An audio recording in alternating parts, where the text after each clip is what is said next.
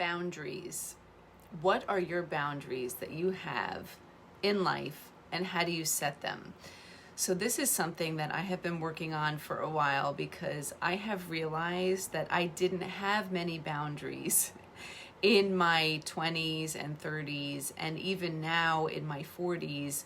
I am learning to set more boundaries, because I talk a lot about self-care and self-love, and boundaries is crucial to truly loving yourself.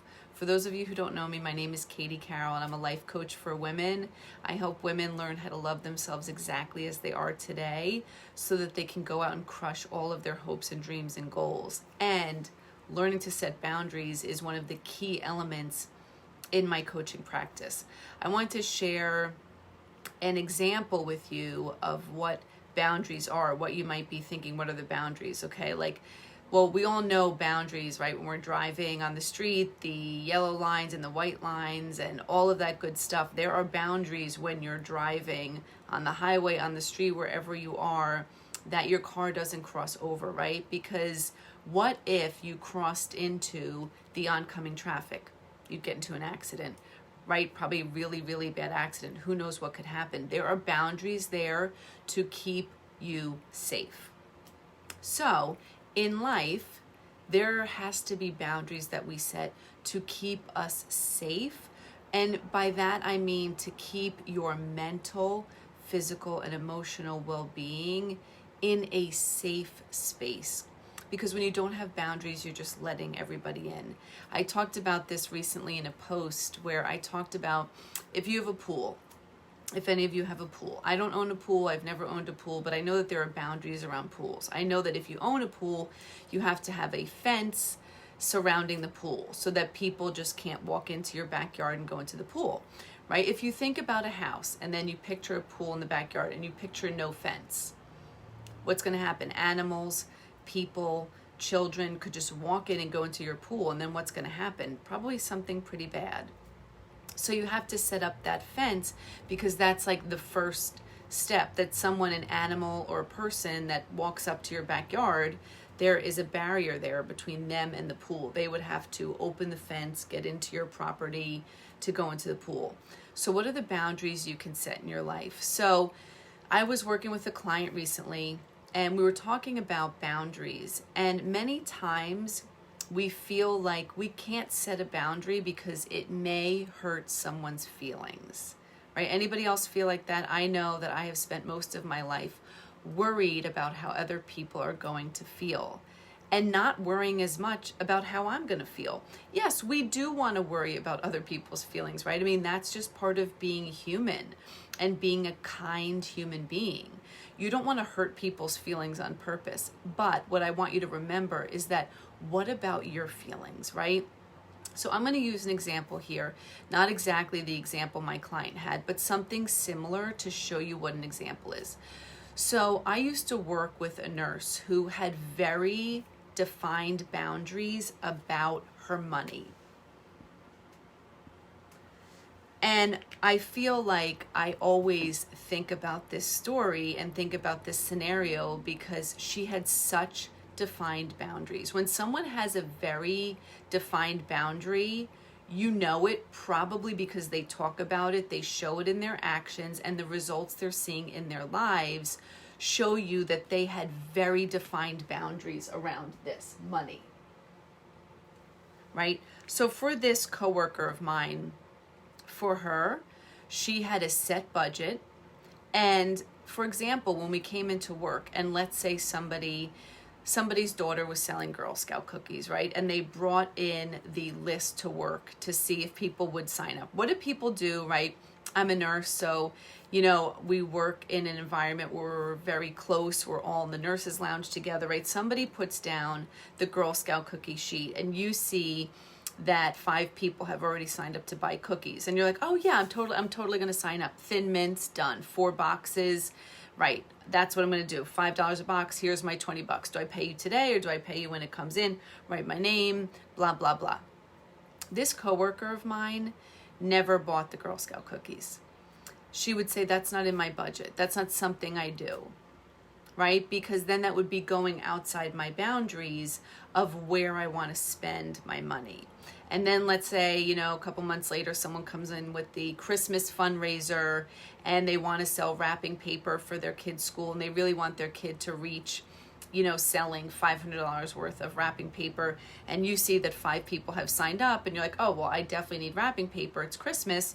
So I'm going to sign up. Like maybe I'll get like 2 rolls. What are they, like $8 a roll? Here's $16. Yeah, bing to bang to boom. I have to go to the ATM. Can I write you a check? I'll Venmo you. I'll just do it. Right?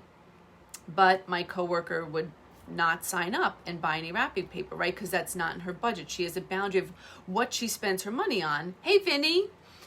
But there's other things that she doesn't spend her money on.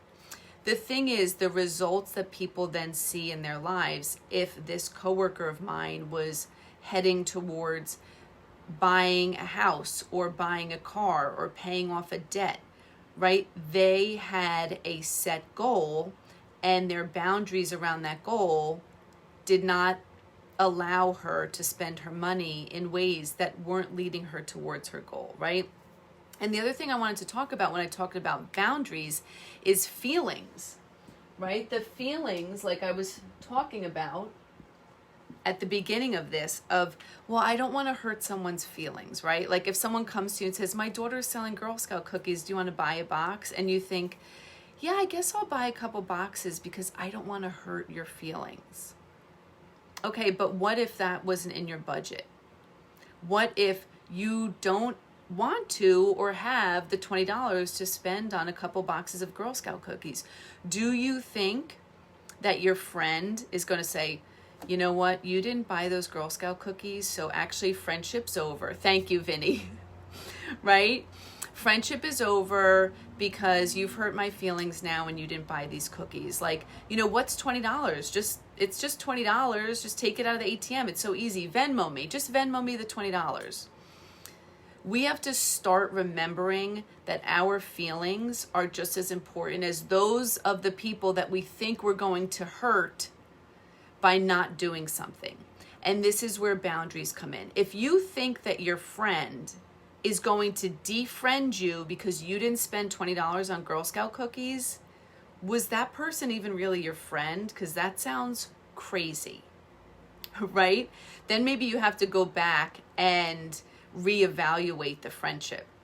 But boundaries come into play like in our life in all ways, at work, in our romantic relationships, in our friendships, in what we do for working out or exercising, right? So we have to start to dive into where we're setting boundaries, because if you're not happy with the results you're seeing in your life, I'm telling you, if you go back to what boundaries do you set around certain things, you have to look at it. One more example I'll give you guys because it comes up so much for me. As a nurse, I've been a nurse almost 22 years. It's crazy. Work. Okay. If there's any nurses out there, I want you to say amen, sister, because I know this is going to come up for you, right? I have worked 12-hour shifts most of my career. So at least 19 years, because I was doing some 8-hour shifts in there along the way. But most of my career, I have done 12-hour shifts. I've done 3 days a week, 12-hour shifts. Now, 12 hours is a really long time. I'm used to it, but let me tell you something. I am tired by the end of that shift. I'm really tired by like hour 10, hour 12, I'm done. As a nurse, there have been many, many times where my manager comes to me and says, is there any way you could stay like an extra hour or two? We had a sick call. I mean, back in the day, I used to stay an extra 4 hours. I would do a 16-hour shift because I think when you're 25, you can do anything, not when you're 44. And you're in that moment where your boss is asking you to stay. You don't have a reason maybe why you can't stay, right? Like you don't have to get home to a pet, a kid, a partner, pick up something after work, go to school, have a phone call, like whatever it may be. And so you find yourself saying, yeah, I can stay an extra hour. What's another hour? I'm already working 12 hours. Just make it 13, a little extra money. I did this for a really, really, really long time. I was doing home care many years ago, and my boss asked me to do a visit on November 22nd. She said, oh, we have a visit coming up next Tuesday, November 22nd. Do you think you'll be able to do this visit? And I said, oh, I'm actually off that day from work. I took that day off because it's my birthday. And my boss said, oh, it's like a quick visit. It's like a half-hour visit. Right? But it was like planning, driving there, doing the visit, driving home, doing the paperwork. It wasn't just 30 minutes of my day. And it was my birthday. So I have learned to start setting clear boundaries for work, because what happens when you don't set the clear boundary around work, right? And all of a sudden, you say yes to staying that extra hour, and then there's 2 sick calls for tomorrow, and they already know, and you're there, and they're going to be slammed, so they ask you to come in, and you're like, yeah, I was going to go for a massage, but I'll just cancel it. I can cancel and not get penalized, and I'll just come in an extra shift, because I might as well make some more money, right? And then next week when they ask you to stay, you end up just staying because you're like, I'm busy anyway, I'm probably just going to be charting. And then when you're on vacation and you get this text that they are so busy, there were 4 sick calls and they're dying for help, and you're like, yeah, I was on a staycation, but I might as well come in. What happens then? Right? There's no boundary for you at work. People start to realize that you're the person that's always going to say yes. And what starts to happen to you mentally, physically, and emotionally? You start to get burnt out. Hello, tired. Maybe you start to get resentful against your coworkers, your management, your work itself. Like, you're driving in thinking, I'm coming in on my day off to help. And then what happens, right? You come in and you set the precedent. Like, you tell everybody, this was supposed to be my day off. So I'm only coming in for 8 hours, and I'm not going to take the sickest patient, and I'm leaving right at 3:30. There's no way I'm staying 1 more minute. I'm only doing 8 hours. This is my gift to you. Okay. Like, no, why do you want to live like that? Why do you want your coworkers to see you like that? Because you didn't set any boundaries. You said you'd come in on your day off. So for me, I work full time. I do my 312s. I have my business on the side. I have my fiance, Peter. We're building our life together. I'm very into my physical fitness and my nutrition and seeing my family. Hey, Dad. Talk about family. There's my father. So when the schedule goes out every, month or so, hey, Susie, and they ask, they put in what days we need help, right? What days you can come in for extra time, overtime.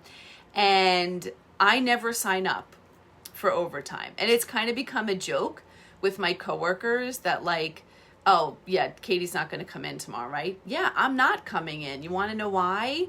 Because it's been almost 22 years of me doing this, and my boundaries, I have boundaries around my work, because I know that my days off, they're days off from working in the hospital. It's not a day off where I'm just sitting around eating bonbons. I'm working on my business. I just did 50 episodes on my podcast for 50 weeks. I'm building my life with my honey. I'm having some downtime. I'm getting a massage. I'm going to the dentist. I'm seeing my doctors. I'm getting my annual visits in. I'm taking care of myself so that I can show up as my best self at work.